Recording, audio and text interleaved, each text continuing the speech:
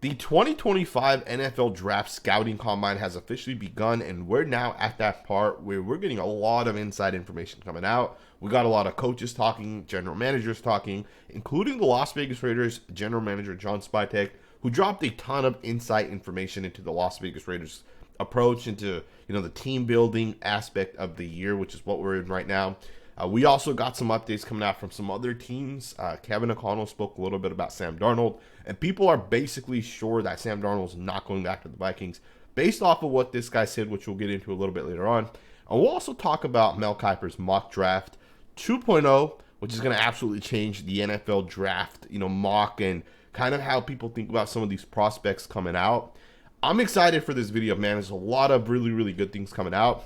But we'll start right away talking a little bit about John Spytek, specifically what he had to say regarding the rookie quarterback class, right? We all know that this quarterback class is really not that strong, and most of us do understand, Cam Ward's the number one quarterback in this class. It's Cam Ward, and then after Cam Ward, it's a bunch of other guys, and you can kind of be all over the place, and I'm sure some teams will be. Some teams will have Shador number 2. Some teams will have Jackson Dart number 2, and others might even have Will Howard. And there's a chance the Raiders have this guy number 2. I want you guys to listen to what Spytek had to say, and I want to talk about it on the other side. You got Cam Ward and Will Howard and a bunch of these guys that have kind of showed different levels of success at different places. And, they've all kind of risen to the challenge and made some programs, I think, that maybe haven't had the success recently, Colorado, Miami, that they are accustomed to having. And so I think you got to give your credit to those guys for being a part of that and doing that. And I'm looking forward to talking with a bunch of them this week and getting to know them better. I haven't had a chance to spend any time with any of them, and to me that's a hugely important part, maybe the most important part, especially at quarterback. We get a little bit caught up on how far they can throw it, and as opposed to how they think it and how they process it and how they lead it. So there you guys have it, right? John Spytek is basically putting it out there, talking about some of these quarterbacks. And I find it interesting that Spytek, when asked about these quarterbacks, talked about Cam Ward, and then the second guy he mentioned Cam Ward was Will Howard. And I know it might not mean anything at all, right? But it could also mean that in John Spytek's mind, Will Howard is number 2, right? He's the number 2 quarterback in this class, which is why he mentioned Cam Ward and Will Howard. And he did mention Colorado a little bit later on. Maybe he realized that he kind of put out Will Howard's name out there, and he doesn't really want to leak that information out there. But I do find it interesting he mentioned Will Howard. Now, we do have to realize that Chip Kelly was Will Howard's, he was his coach, right, at Ohio State this past season. They obviously won the national championship, and maybe that's why John Spytek mentioned Howard. Maybe it's in his mind, right, that they spoke about Howard, and he's one of the guys that they've evaluated or have really looked at, right, thoroughly. Maybe it's a second or third round target for the Raiders. But I find it interesting nonetheless, right? And we don't really know which quarterbacks are ranked where, right? I think most people agree Cam Ward's the number 1 quarterback. From there, we don't really know, right? But it will be interesting as we kind of go through this process where some of these guys ranked. Obviously, quarterback's a very, very important position for the Raiders. And John Spytek was also asked a separate question about the quarterbacks, specifically about the veteran quarterbacks. He was asked if that's an avenue that you're essentially looking down, and what are your thoughts kind of on that? And he had some interesting things to say on that as well. Your history, whether it's in Denver or Tampa Bay, veteran quarterbacks have come in: Peyton Manning, Baker Mayfield, Tom Brady. Is that an avenue that you guys are actively looking at in terms of your quarterback position? Not to be kind of cliched here, but any avenue where we can find a quarterback, we're going to explore. So, obviously there's free agents. We have some guys in the building that we want to give a chance to compete, and, working with Coach and with Chip and Ole and, the whole offensive staff, we're just going to try to find as many guys as we can to load that room up and have a great competition there. So there you guys have it, right? Spytek is basically putting it out there that any avenue where we can find a quarterback, we're going to explore that. Right, so basically he's saying that if it's a rookie quarterback that we're going to look at, we'll explore that option. If it's a veteran quarterback, we'll explore that option as well. And a little bit later on, he was also asked about Aiden O'Connell and Gardner Minshew, and he just seemed non-committal to both of those guys, right? He said Gardner Minshew, has done some good things. Aiden O'Connell has shown some potential. He said, I haven't really seen Carter Bradley a whole lot, but he basically put it out there that we're gonna basically be looking the other way for a quarterback, right? He basically said something to the tune of, those guys, kind of talked about them, But we'll also be, looking to load that room up, right? We'll also be looking to bring in competition, right? I think his exact words were, we are going to load that quarterback room up and let those guys compete. Now, that could also mean that Gardner Minshew and Aiden O'Connell will have a real opportunity, and then maybe they bring a rookie quarterback in like a Will Howard or like a Jackson Dart, and then maybe they let those guys kind of figure it out. And he also talked about Chip Kelly and how Chip Kelly's a great coach, and there are moments last year where Howard may have struggled a little bit, but Chip Kelly was able to kind of pick him up. And, he talked really, really highly of Chip Kelly, right? He's a good offensive coordinator. He's a good play caller. He knows what he's doing out there. And, I don't think we can overlook the fact that your play caller is easily the most important position on the offense, right? Outside your quarterback. Your play caller, quarterback, it's hand in hand. And truth be told, that combo of your head coach or your play caller as well as your quarterback, there's nothing more important than that, right? Like Kyle Shanahan calls plays for the 49ers. He's their head coach. Him paired up with the quarterback that they have is very important. Ben Johnson was the offensive coordinator, right, for the Lions, but he called plays. So that pairing of him and Jared Goff is very, very, very important. For the Raiders, they have one of the two, right? They have their play caller in Chip Kelly. Seems like John Spytek is very, very, very bought into Chip Kelly and that idea of him being the play caller long term, or at least for the next 2 to 3 years. And it's kind of pairing him up with the quarterback that he can work with. And of course, he's worked with Will Howard. So it'll be kind of interesting to see if that's how they approach this as to kind of go forward. And now Spytek was also asked a little bit more about the free agents, right? Like the Raiders free agents. And, do you have any thoughts to those guys specifically on your team? He had some interesting things to say about that as well. Your free agents, you got a lot of them. Have you done enough evaluating now that you know your plan, what you want to do with each? I wouldn't say we know the 100% plan. We're working on that right now with Tom Delaney and the scouting department. We obviously played the Raiders this year, so I know the roster well. I think we've got kind of a loose plan in place. We're still spending a lot of time with Pete and the coaches to make sure everything aligns up, and we've got spots for them and it makes sense, and trying to get a sense for what's important to the player, both from a position standpoint and from a contractual standpoint. So we're working through that. We still got 2.5 weeks here to figure all that stuff out. I'm really grateful that he thought enough of this opportunity to join us. Now, before we go forward, I want to just take a second to give a big shout out to the sponsor of this channel, because this content would not be possible without Underdog. If you guys have never utilized Underdog before, trust me, man, you guys are missing out. I don't do traditional fantasy sports that often. I did do one league this year, but generally speaking, I'm not really doing it anymore. And that's mostly because of Underdog. Underdog has this game that I really, really enjoy. It's called Pick'em. Essentially, you're going to go out there and just make picks that you think are going to be right. They'll have pretty much every pick you can think of for every player, and they have multiple categories as well. So an example would be, I think Aiden O'Connell is going to throw for 125 yards. And you're essentially just going to pick higher on that, right? I think he'll have more than 125 yards. You might say, hey, Dak Prescott's going to have at least 2 touchdowns, and pick higher on that. You might say Caleb Williams is going to have a rushing touchdown. And some of those stats also give you multipliers, right? So usually for quarterbacks rushing it in, right? That's something most quarterbacks aren't doing every single week. You'll get like a 4x multiplier on that. So depending on the multiplier, depending on how many picks, you can turn $5 into $400, $1,000, right? Whatever it ends up being. Obviously, it depends on the multiplier, but Underdog to me is one of those places that I pretty much do every single week at this point. Very fun. It makes like watching the Jets and the Dolphins without Tua. It makes them interesting, right? So check out Underdog. If you guys have never used them before, it is the best place. Trust me when I say that. Go to underdogfantasy.com, use my promo code that you guys see on the screen, or use the app. I recommend the app. So let's get right back into the content. So basically saying that we don't 100% know, right? We do have a loose plan in place, but we don't 100% know, right? And he also did make an emphasis on it's important for us to understand what the players want from a contractual perspective. We want to make sure that the coaches also are comfortable with some of these players that we might actually bring back. We want the coaches to be able to say, hey, we need that guy essentially as well.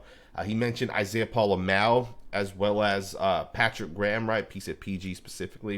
And if you guys don't know this, we signed Isaiah Palo yesterday. He got a 2-year extension worth up to $8.45 million. Ian Rappaport put this out. And, he's basically talking about we want to make sure that the guys we are bringing back, they fit well within the system. And those coaches want those guys. And I do find it interesting that if it is true that Patrick Graham actually really wanted Isaiah Palomino back, I find that interesting, right? Not that Isaiah Palomino is a bad football player at all, right? Because he's not. He's a solid player, but is Isaiah Palomino the starting safety for the Raiders? If it's up to me right now and I'm saying he is or he isn't, I don't think he is, right? I think Isaiah Palomino is a good football player. I think if he's a starter, he's a low-end starter. And I think for the Raiders, you don't want to go in with low-end starters. So you want to go in with guys that have huge upside. And I do think Isaiah Palomino has huge upside. And I do think he could become a really, really good football player down the line. But he does have to clean things up. And again, I know the contract is $8.45 million, but it's literally worth up to 8.45, right? Which means that if he plays, in the next 2 years, if he plays 30 games out of the 34 games, he can get 8.45. Or if he ends up with 100 tackles in the next 2 years, he can get that, right? There's some incentive to get him up to that 8.45. Chances are this contract's about $3 million per year, which to me, that's not starter money, right? So I don't think the Raiders actually look at Isaiah Palomino as the starting safety for the Raiders. I don't think Marcus Epps is coming back at all. I don't think the Raiders can go down that path. I do think they'll try to lock in Trayvon Merrick. I think Isaiah Palomino is essentially going to be brought in as your he'll be your third safety to kind of rotate in, which, remember, the third safety plays a lot, right? Don't overlook the third safety. They're going to play 300-400 snaps regardless. And then Palomino also does play a lot in the nickel, right? He can be that big nickel safety, right? So Isaiah Palomino coming in at the amount of money he is coming back at, to me, that's really, really, really solid for the Raiders. It puts them in a good spot. To really make sure they don't lose all three safeties that played for us this past season. We're at least bringing back one of the guys that knows the scheme and system of Patrick Graham. But again, it was interesting that John Spytek was basically saying, we have a loose plan and we want to bring in guys where it makes sense for us. And of course, we want to make sure the coaches want these guys as well, right? They fit the scheme and system. So we'll see what the Raiders do as it kind of goes forward. Right? Spytek obviously did talk some other things as well. I don't want to get too much into it, but I will go ahead and just kind of mention some of the other things that he said. Before we get into Sam Darnold and essentially the mock draft as well, he did say something to the tune of talking about Georgia players, right? He talked about Brock Bowers. He said something to the point that Georgia players, one of the things we've noticed with those guys are they're very, very passionate. They're very intelligent, and they love football, right? That's one of the things we've noted with Georgia players. And he was talking specifically around Brock Bowers and the type of player he is. He's a Brock Bowers, one of the greatest tight ends that I've ever seen in my entire scouting, right, that I've ever done, right? Or in his scouting career, I should say. And he talked about Tyke Smith, who's a safety for the Buccaneers that they drafted, I think, in the 4th round last year. Tyke Smith's a very, very, very good football player. One of the underrated safeties in the NFL. He was just a rookie last year, but he was solid. And he talked about the passion, right? And I do want to also talk about this a little bit, right? Because there's a chance the Raiders are going to target Georgia players this upcoming season. There's a chance they go out and say, hey, let's find those guys that are passionate, right? He also talked about, the NIL and how that's kind of impacted things. And he talked about Graham Barton as an example. He said Graham Barton was at Duke. He could have transferred from Duke, and he could have went back this past season from Duke. He could have went and gotten $1 million, $2 million, $3 million, or whatever he ends up getting paid, right? But Spytek was saying he could have gotten a lot of money for the NIL, which he could have, right? He was one of the best centers in college. He could have went from Duke and went to Alabama. He could have went to Florida State. He could have went to Miami. He could have gotten paid, essentially. And he decided not to do that. He decided to stay at Duke, and he decided instead of going back and getting paid, I'm going to come out into the NFL. And John Spytek said, we appreciate that, basically, right? And he said that's not the only reason we drafted Barton, which also makes sense. Barton was one of the better center prospects coming out this past class. But it's interesting nonetheless that Spytek is putting it out there, right? He also talked about Maxx Crosby. He said Maxx Crosby will basically be back. That's basically what he said, right? He said he's a leader. Everything we want in a player, Maxx Crosby is that. And he's right, 100%, right? Plus, Maxx Crosby is technically under contract for 2 more years. There's just no guaranteed money. And the average per year cap hits are pretty low for the Raiders, which means Max will also end up getting less money in these next 2 years, which, the average is the average at the end of the day, which I think with Max is actually on the lower side. But they'll take care of Max, in the next couple of months, if not days or weeks, right? At some point it's going to happen. Max will get that money. And then lastly, the last thing I want to kind of talk about is John Spytek talked a little bit about the running backs, which he's talked about running backs in the past. But as we transition into this mock draft here, and I'll just go ahead and just show it to you guys really quickly. As we get into this Mel Kiper's mock draft, this is Mel Kiper's second mock draft. He actually has the Raiders taking a running back at pick 6. He essentially has the Raiders drafting Ashton Jeanty, which we'll get into here in a second. But John Spytek talked about running backs, and he basically said, I don't care about speed. I don't. It does not matter to me. He said that what he cares about is guys that can make people miss, which reminds me when he talked about Bucky Irving, I think his name, Bucky Irving of just Oregon. Buccaneers drafted him in the 4th round. When he was talking about him as a running back, he had said that, hey, this guy's not the biggest guy. He's on the smaller side. But Bucky Irving told me that whoever's that first guy that he is going to try to tackle me as a running back, Bucky Irving told John Spytek that he's going to miss. He's not going to be able to tackle me. I'm too good, essentially. And I agree with what John Spytek is saying about the running back position. Speed doesn't matter. It is nice to be able to have a guy that can break away and he's gone, he's gone the distance, but it's not the only position. It's not the only trait that matters for running backs. He basically said, we'll draft a running back that runs a 4.5 or a 4.6 if he can make people miss and if he can break tackles. Saquon Barkley is one of one. I think Bijan Robinson's close to Saquon Barkley, and I think Ashton Jeanty will also be close to Saquon Barkley as well. But no other running back is in that same class of running backs, right? Saquon Barkley can change direction. He can make people miss. His stop-start quickness, his acceleration's top-notch. There's not a lot of running backs like that. Like Josh Jacobs is not Saquon Barkley. Derrick Henry's not Saquon Barkley. None of these other running backs are close to Saquon Barkley. But John Spytek is basically saying we don't need Saquon Barkley, right? We just need a guy that can, make people miss and can pick up yards and just kind of be efficient, right? Which I agree 100% with, right? Josh Jacobs was not the fastest. Derrick Henry's not the fastest. But you make one or two people miss. If your guys up front and the receivers and the tight ends block everybody, there's only 2 guys that can technically tackle you. And most of the time, one of those guys is going to be on the backside away from the play, and he's got to make one guy miss, right? So it's not about speed. It's just about being able to make people miss. And it's why Josh Jacobs was the first-round pick. He makes people miss. It's just a really, really good job.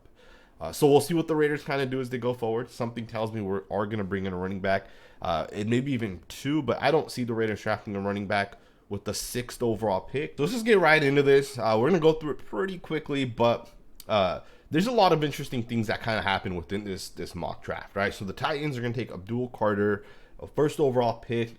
I find that interesting, right? Because unless you're sold on Will Levis, it doesn't make sense not to take you have the number 1 overall pick, and I think Cam Ward's gonna be a good quarterback, right? Regardless of what I think about the quarterback class this year, I think Cam Ward's gonna be a good quarterback no matter what. So I would find this surprising. But then he has the Browns taking Cam Ward at 2. He has the Giants taking Travis Hunter, and I agree with those 3 picks, right? Maybe not in that order, but I think those are gonna be the first 3 picks of the draft. I don't agree at all with Will Campbell going 4th. 1, I don't think Will Campbell plays tackle at the next level. And I also don't think Will Campbell is even the best guard, right? Like in this class. So I'm not 100% sure. I don't agree with this at all. I think he's being ranked way too high. Same with Mason Graham. This one's not going to happen. I've heard from a very, very, very good person that I 100% trust. This is a person that works for an NFL team. Won't get too much into that. But he does not think Mason Graham's going as high as he's been projected, right? So I don't think this one will happen either. But then come the Raiders, and I do find it interesting that you have Shedeur Sanders on the board at this point, right? And he's going to have Sanders go number 7, essentially to the New York Jets to pick later. If you're the Raiders, why not take that quarterback at pick 6? Now, obviously, we have free agency still coming up. We might get Sam Darnold, who knows? And we'll talk about Sam Darnold here in a second. We might even go out there and get Matthew Stafford or Aaron Rodgers, right? We don't really know, right? But the fact that the Raiders might go with a running back at pick 6, I don't agree with it. Not that I don't love Ashton Jeanty. I absolutely love him, right? I think he's a phenomenal football player, absolute game changer. But I still think for the Raiders, running back doesn't make the most sense. You having Ashton Jeanty is not going to have the same type of impact as you having a top 5 tackle, top 5 defensive end, top 5 corner that's going to have a much bigger impact for a team than a running back. Not saying that, because I know people are going to say this, Saquon Barkley had a phenomenal season for the Eagles. Yeah, but Saquon Barkley was average with the Giants. Saquon Barkley had a phenomenal season because he was behind the Philadelphia Eagles offensive line. You take Saquon Barkley and put him on the Raiders last year, he's not having the same success. He only had that success because of the offensive line, and to me, that's the issue with drafting a running back high. To me, you can get a running back in the second round that's still going to be a good running back. So I don't agree with this at all. I'd rather take Shador. I'd rather take a different quarterback. I'd rather take a offensive tackle, right? Put him in that right tackle. I'm not sold on DJ Glaze, and I'll have a film video separately talking about that, which we'll get into probably later on this week. You could take a defensive end, a defensive tackle. You can take a lot of different positions. So I don't agree with it, but he has Shador going 7. And I want to just go through this really quickly with some of the changes that are going to kind of shape the, how we think about some of these prospects as we kind of go forward. So Jalen Walker at 8 is very, very, very high. I'll be the first to tell you guys, I don't see him being the 8th overall pick, or I haven't seen it on tape yet, right? He is a good football player. Don't get me wrong. I think he's still a first-round pick. But 8th overall ahead of a lot of other defensive linemen is kind of interesting to me. But Mel Kiper has Jalen Walker at pick 8. Also, Tyler Warren going this high is kind of interesting. I watched Tyler Warren's tape. I think he's a good football player, but is he Brock Bowers good? I don't think so, right? I don't see that with Tyler Warren, but the fact that he's going this high means either Mel Kiper's hearing that some people might value Tyler Warren this high. Tight ends take time usually, right? Most tight ends take time. Brock Bowers was 1 of 1. John Spytek even said it in the presser that he is 1 of 1. He's absolutely different. You don't get those type of players ever to come out, right? He's the best tight end I've ever watched during my scouting career, right? For Tyler Warren to go that high is kind of interesting, right? That's all I'm going to say on that. But we'll see, right? I wouldn't be surprised if he ends up going in the first round. Regardless, he's a good football player. Chicago Bears take Josh Simmons. Simmons, I think, has climbed the board a lot, especially after the Senior Bowl. Josh Simmons is one of my 2 best tackles in this class. I think Josh Simmons is a really, really good football player. I do think, he's not as good as someone like Olu Fashanu of last year. I think Josh Simmons has bust potential. I think every tackle in this class has bust potential. There's no tackle in this class that I would say is not going to bust out. And that doesn't mean they won't go from tackle to guard and be superstars at the guard position. But I'm not 100% sure if there's any tackle in this class that has no bust potential. Last year we had Olu Fashanu, who I felt had no bust potential. Right? I loved Olu Fashanu's tape.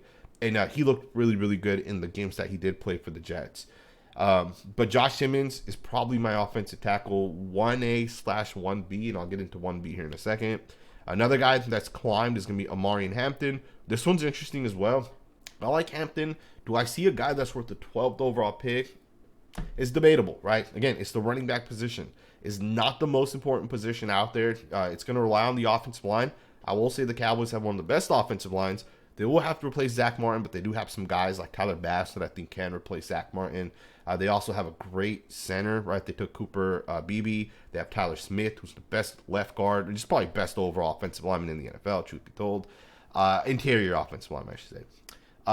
They have a good offensive line, so maybe it makes sense for a team like that. But that's interesting as well, right? Because I don't know if Amarian Hampton is so much better than RB3, right? And don't get me wrong, I think Hampton is one of the top 2 or 3 guys, right? So I just find it interesting. But we're going to start to see Hampton probably get mocked a lot higher going forward. Armin Membao, Dolphins take him with pick 13. He's my 1A, 1B with Josh Simmons at this point as the best tackles in this class. Of course, Membao's 6'3.5", and everybody's always going to point that out. There's other tackles that are like half an inch taller that are phenomenal football players, right? There's other tackles that are 6'3.5", or guys that have played and have had success, right? Especially recently. Height doesn't matter as much. It's all about the arm length, and this guy's arm length checks out. So that one's interesting. I think a lot of these other guys are probably where they belong. Tyler Booker, I don't agree with it. I would never draft a guard in the first round. Me, potentially, I don't agree with it at all. But I do agree he's the best or one of the top 2 or 3 guards in this class. Another guy that he has pretty high is Colston Loveland. This one's going to be the one that's going to really shift mock drafts here. So Mel Kiper has Emeka Egbuka of Ohio State, higher than Tetro McMillan. Remember, McMillan from Arizona. This guy was ranked as a top 5 guy. People are like, hey, he might go first overall potentially, right? Mel Kiper has this guy dropping, and I think this is going to be the biggest shift in mock drafts as we go forward. McMillan was always a top 7 to 10 guy in every single mock draft. There was not one mock draft where this guy was not a top 10 pick. And Mel Kiper's basically putting it out there that teams are a lot lower on him than what we had kind of heard prior, or at least in the past. And again, it's very, very important to understand this concept. Mel Kiper is what shifts mock drafts. Everybody else just copies Mel Kiper. It's a fact. You look at every single mock draft that's happened over the last 5 years. Koonce goes from not being known to a first-round grade, or at least from Mel Kiper, he's mocked in the first round. Now everybody's mocking this guy from that point forward as a first-round player. And Koonce was a first-round pick, and arguably he's one of the top 5 defensive tackles already in the NFL. Right? He's arguably better than Jalen Carter. If you guys don't know Koonce, go check his tape out. The guy's phenomenal.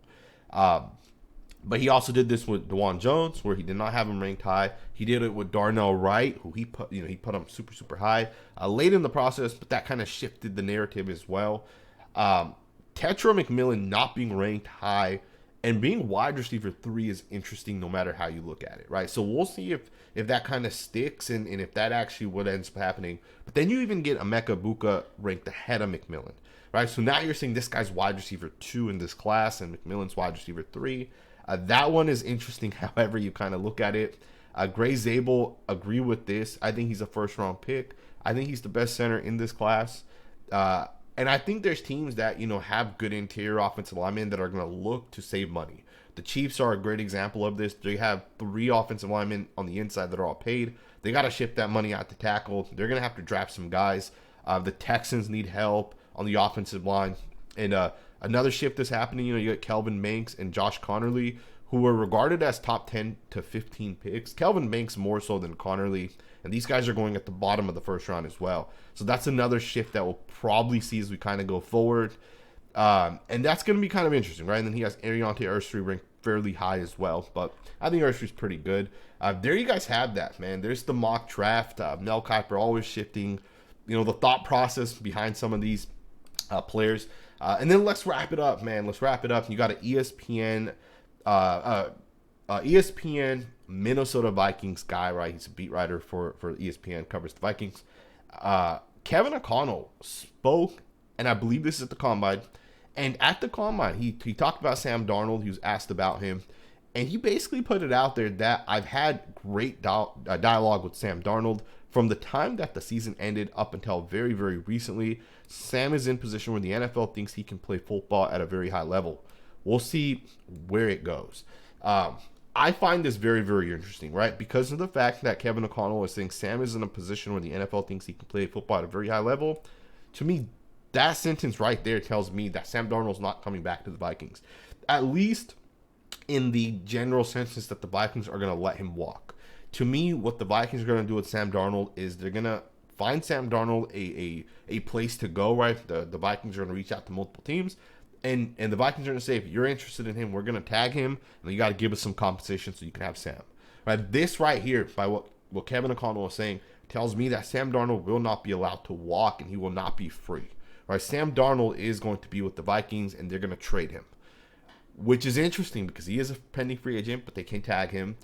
And it'll just be interesting to see what Sam Darnold's actually worth. Kevin O'Connell saying the NFL thinks he can play football at a high level.